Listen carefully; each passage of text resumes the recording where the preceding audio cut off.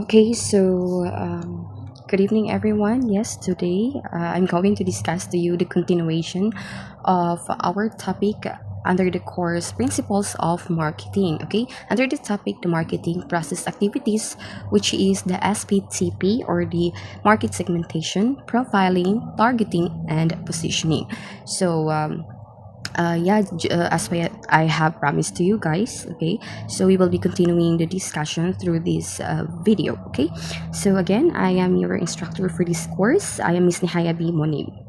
All right, so last meeting we tackled about the processes of market activities, okay. So before tayo mag-engage into a business, of course it is really needed that we have to, of course, firstly practice the process of marketing, okay, for us to be able to achieve its worth. All right, so yeah, the number one process of marketing is yung tinatawag natin na market segmentation, okay. So that is how we divide our what do you call this one, our market, okay, depending on the particular way of dividing your market. So last meeting natackled na natin yon, no. We could still remember yung big circle, okay. We consider that, no, paki-visualize lang as our market. Then the moment you divide each, okay, into a small segment or division, that is the process of market segmentation, and we have tackled the four ways, okay. And now after you divide, okay, after natin ma-segment yung ating market, the next step, of course, is ito na, the continuation of our discussion, which is profiling, okay. So profiling is the next step after market segmentation, okay. So profiling defined as describing the identified market segments using relevant segmentation variables. So we already know this kind of process, diba? Halimbawa, when we are talking with our group of friends, tapos may gusto tayong pag-usapan, then ayaw natin na malaman ng taong yun na siya yung pinag-uusapan natin. So, anong ginagawa natin? Definitely, we're going to tag a name, di ba? Or bibigyan natin ng code name or ng tinatawag nilang profiling, okay? Yung naturang tao o nung subject na pinag-uusapan para hindi niya mahalata, right? So, say for example, pag-uusapan niyo si Ma'am Aya, okay? So, para hindi malaman ng mga tao na si Ma'am Aya yung pinag-uusapan niyo, may itatawag kayo kay Ma'am Aya na, say for example, kilala mo si Ma'am Maliit, something ganyan. So, meaning to say, the moment you use Ma'am Maliit, di ba? So that is the process of profiling, okay? So we have here, okay, the profiling steps, okay? So meaning to say profiling can be done using the following steps. Number one, you have to describe the identified market segment using relevant segmentation variables. Meaning to say for example, dun sa binigay ko sa inyo last meeting na visualization ng market, okay? So for example, we use market segmentation, particularly demographic segmentation, wherein you use to divide your market using age, okay? So say for example, you divided the age into three, okay? We have three segments, so meaning to say we have three parts, okay, of market. Then after you divide them into three parts, of course the next step for you is to what, to profile them, okay. So that is the first step. You have to describe the identified market segment using relevant segmentation variables. So, ano ba itong dinivide ko na market, yung tinatawag natin na market segment, okay. So for example, twin market segment yung variable na ginamit mo. So here, the twin market segment, it is described from a segment composed of what?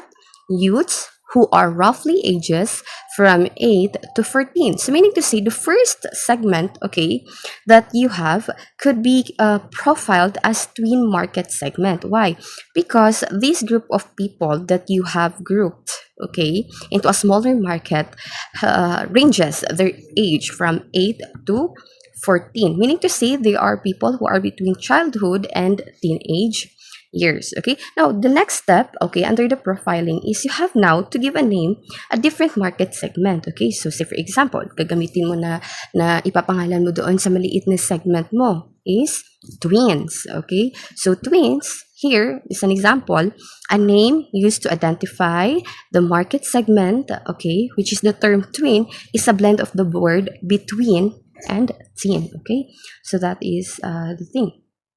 So the last process of profiling is you have to describe the market size of the market segment. So this is very important. After natin bigyan ng pangalan yung ating market segment, we have to, of course, identify which one has the biggest market size and which one need to be satisfied by the business. Okay, so as I have said, it's very impossible na i-cater ng isang business yung need ng tao or yung whole market. So meaning to say, we have to be particular who are your group of market that you are willing to render your service or you deliver your products. Okay, so yeah, so another example, people, is you could also profile those particular segment into, say for example, senior citizen, gusto mong group of market, so you can call them a granny. Okay, so the word granny is an example of profiling. Okay, or you could also use kiddos. Okay, kiddos could be a group of kids. Okay, so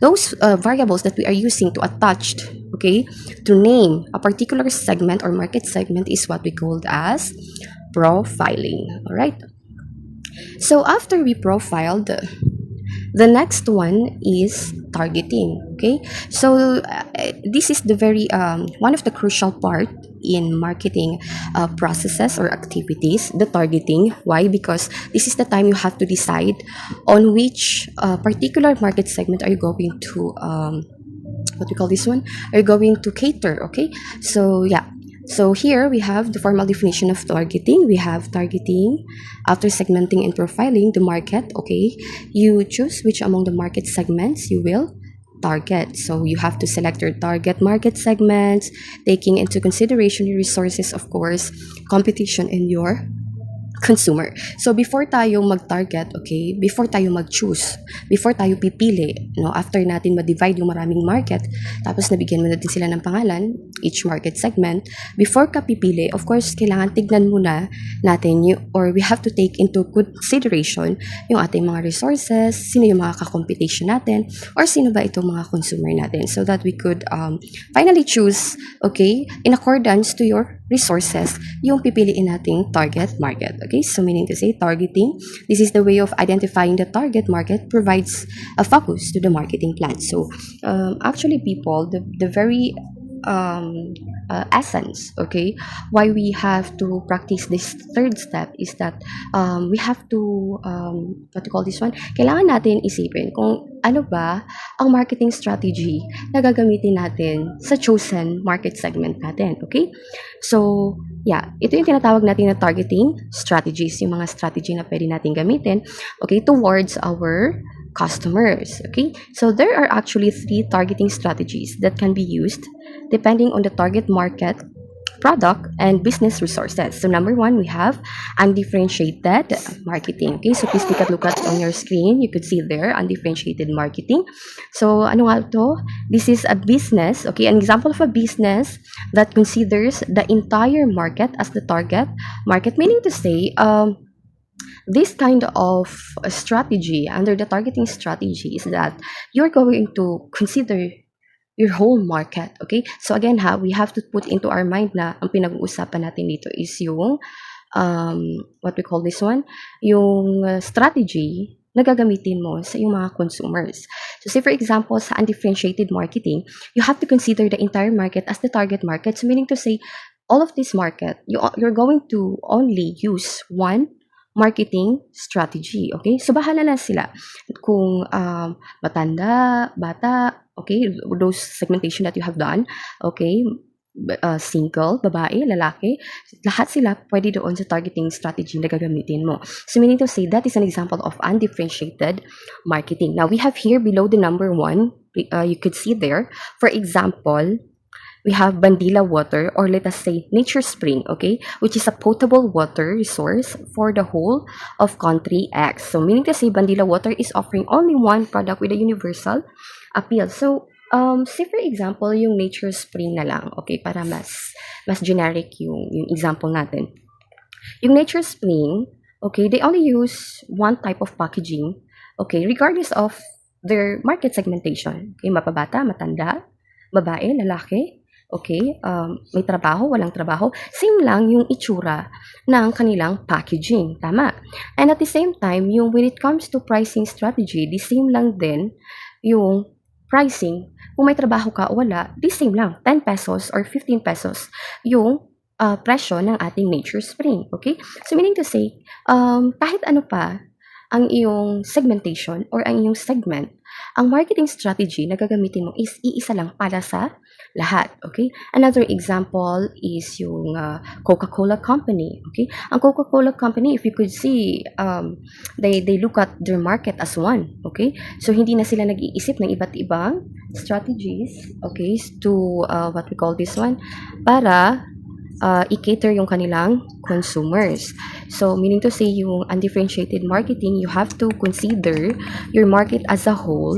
At the same time, one marketing strategy yung gagamitin mo for all of them. Okay? So, undifferentiated from the word itself, undifferentiate. So, walang pinagkaiba. Okay? So, one whole market and one strategy. Okay? So, that is the thing that you have to remember.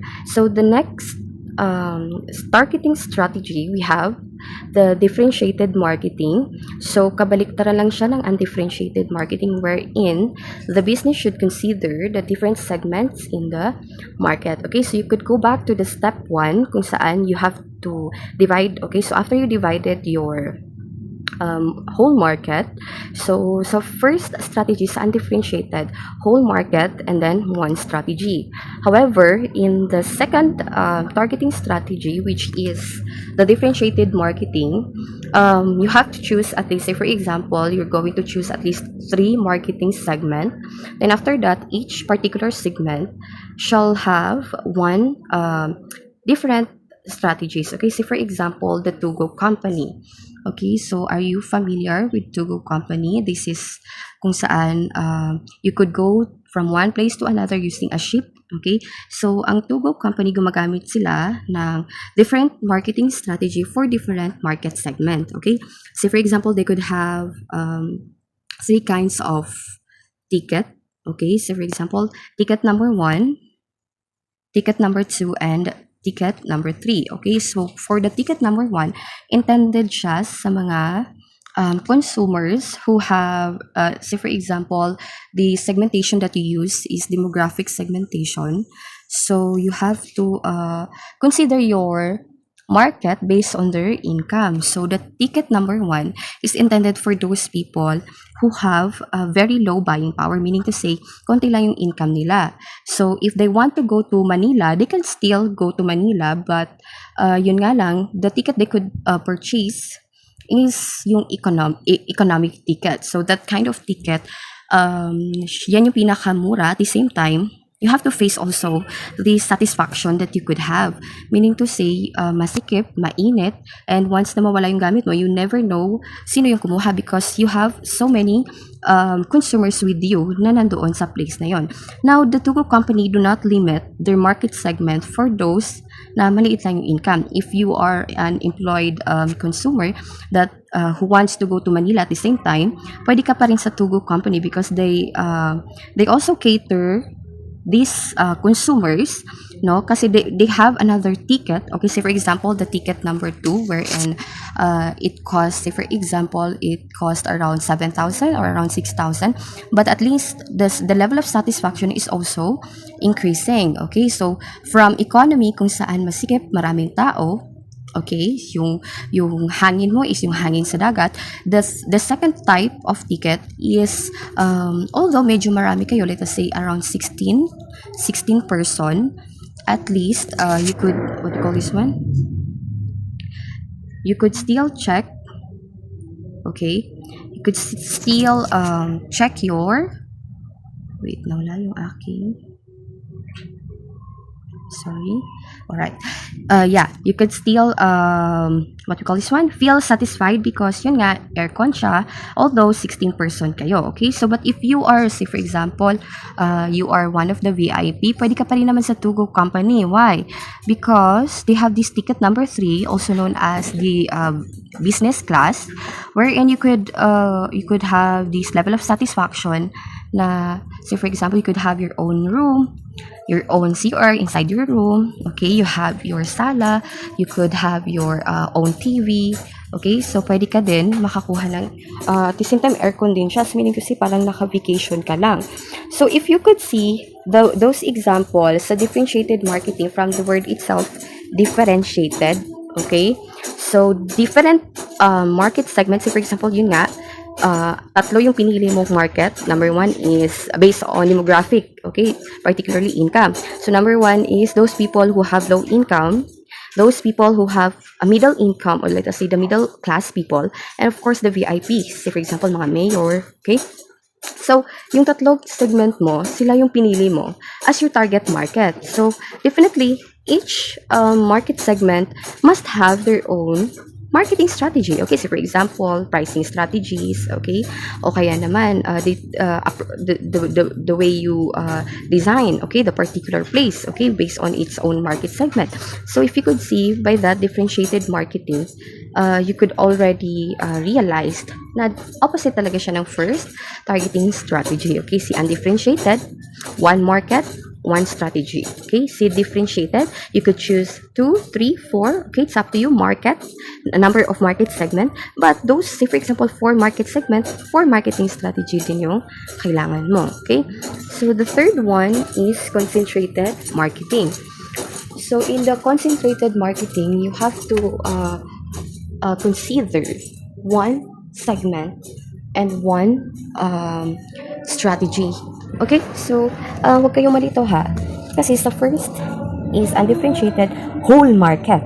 Pero si concentrated kasi one particular market segment. Okay? So, sa isang market segment na pinili mo, of course, isa lang din na, what you call this one? Isang particular product or marketing strategy ang gagamitin mo. But ang ilalagay lang natin sa isip natin is sa concentrated is isang segment, isang product yung gagamitin mo para sa market mo. Okay? So, say for example, ayan, tignan natin sa pinakababa.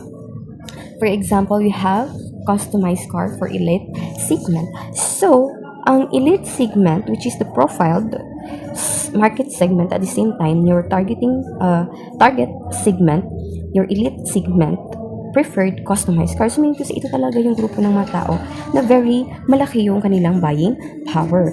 So, of course, so sila lang yung mga tao na, what you call this one, na gi-choose mas your market, okay? So, sila lang din yung ifo-focus mo na bibigyan mo ng product or services. Now, another example in our locality, see for example, Ma'am Aya is selling palapa, okay? A different kind of palapa. So, meaning to say, I'm offering palapa. So, meaning to say, my consumers, my market segment is limited only for those people who are patronizing palapa only. Naintindihan? Okay? So, I hope this is clear, right? Let's proceed to the last one, which is the positioning. I know some of my students, previous students in this course, when they heard about positioning, majority of them, ang nasa isip nila is kung paano i-arrange daw yung mga product and services, o kaya yung position ng isang building or ng isang enterprise, diba? So, yeah. But people, when we say positioning, this is the last step of the SPTP, okay, which is the P, positioning. Okay, so it is stated here, after targeting, the next step is to decide how you will position your product in the mind of the target, okay, as compared with other product in the market. So, yung positioning, basically, it talks about how are you going to be perceived by your market. So, paano mo ba ilalagay ang produkto mo sa isip ng mga tao? Halimbawa, kung tatanungin ko kayo, ano ang pinakamagandang shampoo? So, marahil, ang iba sa inyo sasabihin, Sunsilk. Yung iba, Pantene.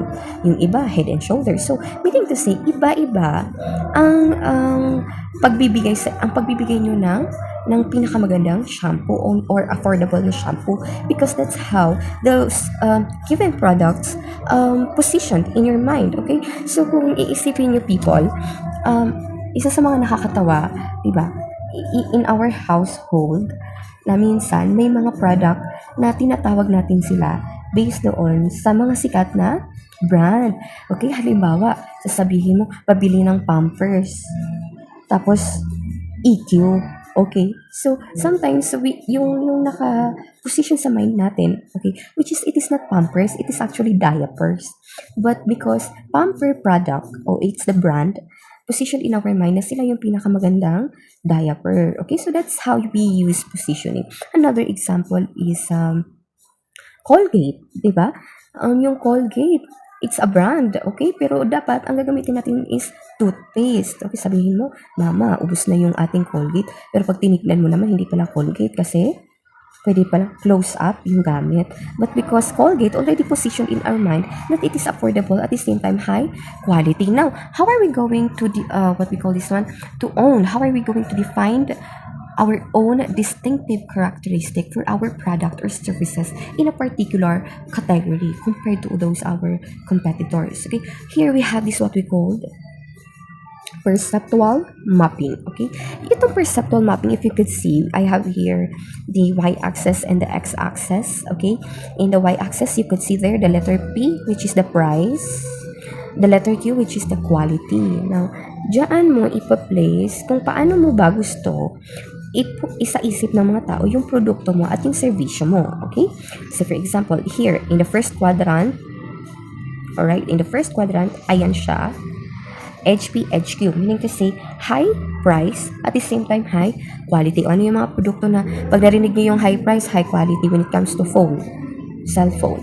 Di ba iPhone? Kasi iPhone company or the Apple company, decided na i-position yung product nila as high quality at the same time high price. Okay? Now, if you're going to be asked, ano naman yung mga cellphone na high quality pero low price? Yung ibang mga estudyante ko sa kabilang section, they said na siguro yung mga Infinix daw, okay, o kaya yung Honor na brand of cellphone or gadget, high quality daw pero at affordable, low price, di ba?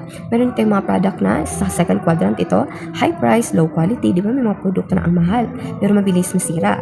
O kaya high quality, ayun nga, low price, o kaya low price or low quality. Okay, so how are you this is the perceptual mapping, okay, which is considered as a technique that used to visually display the mental image that the target market has on a product relative to its competitors. So, paano mo ba gusto ma-perceive ng mga consumers mo, okay? Knowing the fact that we have these many competitors on a particular product. Okay, so that's the last step in achieving, okay, our marketing activities worthwhile. So we really have to follow these steps so that it will be easy for us to succeed and to sustain our business. Okay, and particularly we could also learn na ganito pala magtayo ng isang enterprise that we really have to undergo with the process. Okay, so may isip natin ngayon na yung mga product pala na alam natin have undergone, okay, especially the big companies such as Procter & Gamble, yung mga Unilever company, di ba? So, the Jollibee, lahat yan sila ay gumagamit nitong marketing processes or activities. Okay, so I hope this is clear. I hope na naintindihan natin lahat itong tinatawag natin na SPTP, also known as segmentation, profiling, targeting, and positioning. Okay, so I think that would be all. Had a great day, and Allah bless you all on your upcoming examination. Thank you so much for listening, and wassalam.